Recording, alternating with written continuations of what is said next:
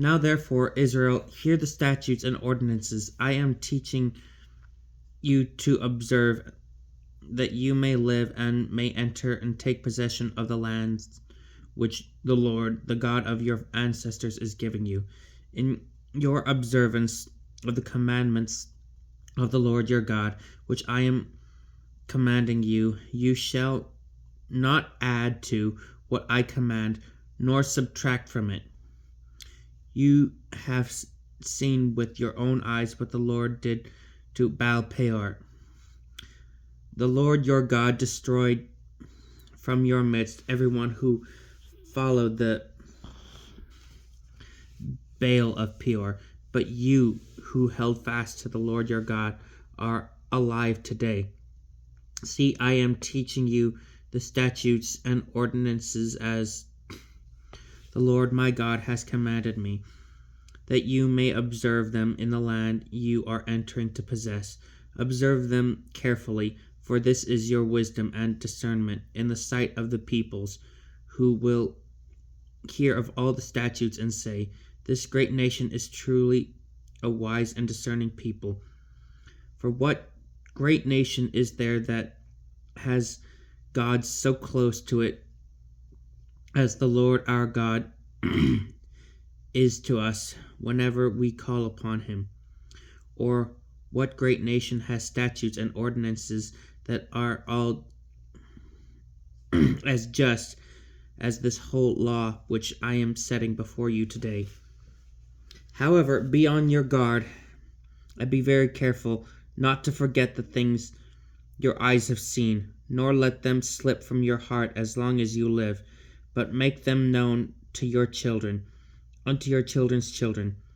That day you stood before the Lord your God at Horeb, when the Lord said to me, assemble the people for me, that I may let them hear my words, that they may learn to fear me, as long as they live in the land, and may so teach their children.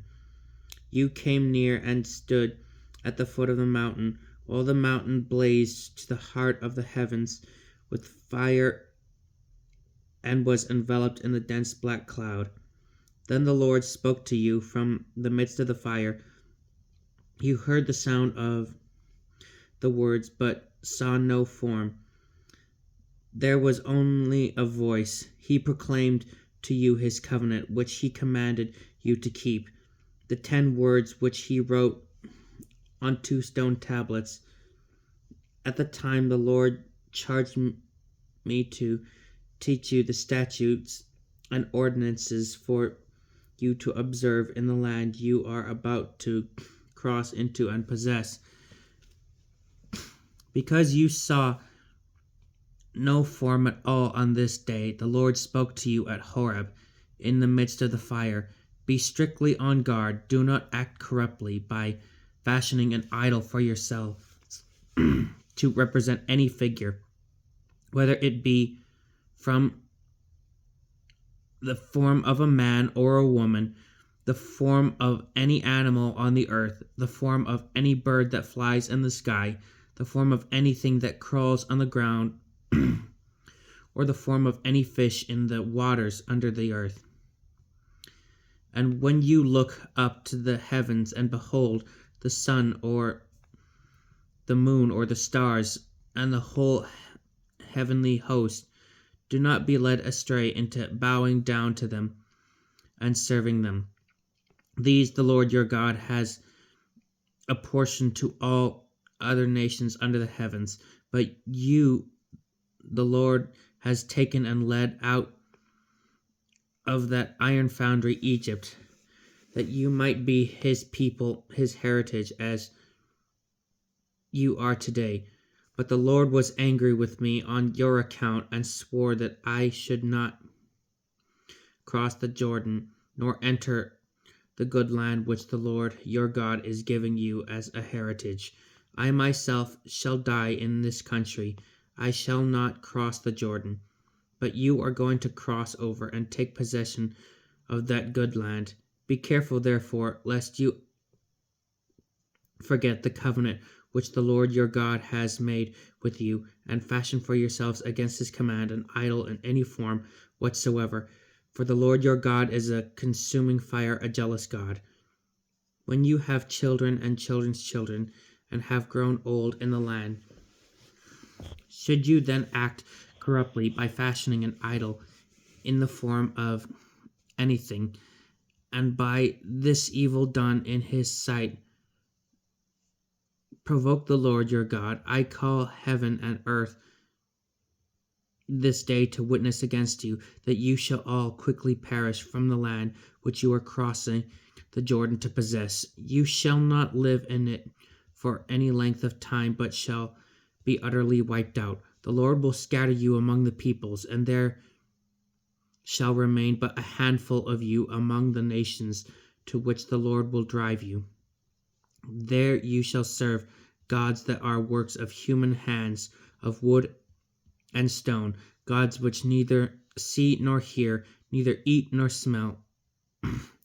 Yet when you ask the Lord your God from there, you shall indeed find him, if you search after him with all your heart and soul. In your distress, when all these things shall have come upon you, you shall finally return to the Lord your God and listen to his voice. Since the Lord your God is a merciful God, he will not abandon or destroy you, nor forget the covenant with your ancestors that he swore to them. Ask now of the days of old, before your time, ever since God created humankind upon the earth. Ask from one end of the sky to the other. Did anything so great ever happen before? Was it ever heard of? Did a people ever hear the voice of God speaking from the midst of fire as you did and live? Or did any God venture to go and take a nation for himself from the midst of another nation, by testings, by signs and wonders, by war with strong hand and outstretched arm, and by great terrors, all of which the Lord your God did for you in Egypt before your very eyes? All this you were allowed to see, that you might know that the Lord is God. There is no other. Out of the heavens he has let you hear his voice to discipline you.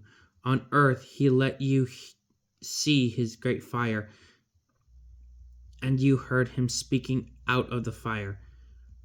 For love of your ancestors he chose their descendants after them, and by his presence and great power led you out of Egypt, dispossessing before you nations greater and mightier than you, so as to bring you in and give their land to you as a heritage, as it is today. This is why you must now acknowledge and fix in your heart that the Lord is God in the heavens above and on earth below, and that there is no other.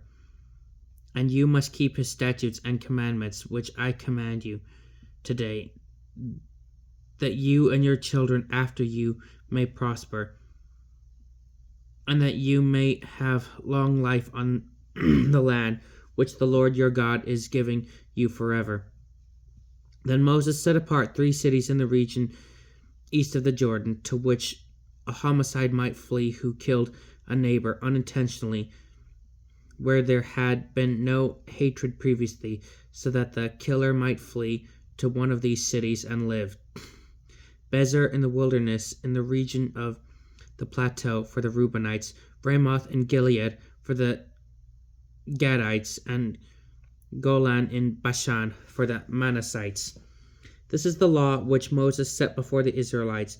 These are the decrees and the statutes and ordinances which Moses proclaimed to the Israelites after they came out of Egypt, beyond the Jordan, in the valley opposite of Beth Peor, in the land of Sihon, king of the Amorites, who reigned in Heshbon, whom Moses and the Israelites defeated after they came out of Egypt. They took possession of his land and the land of Og, king of Bashan, as well as the land of 2 kings of the Amorites in the region beyond the Jordan to the east, from Aror on the edge of the Wadi Arnon to Mount Sion, that is Hermon, and all the Arabah beyond the Jordan to the east, as far as the Arabah Sea, under the slopes of Pisgah. This is the word of the Lord.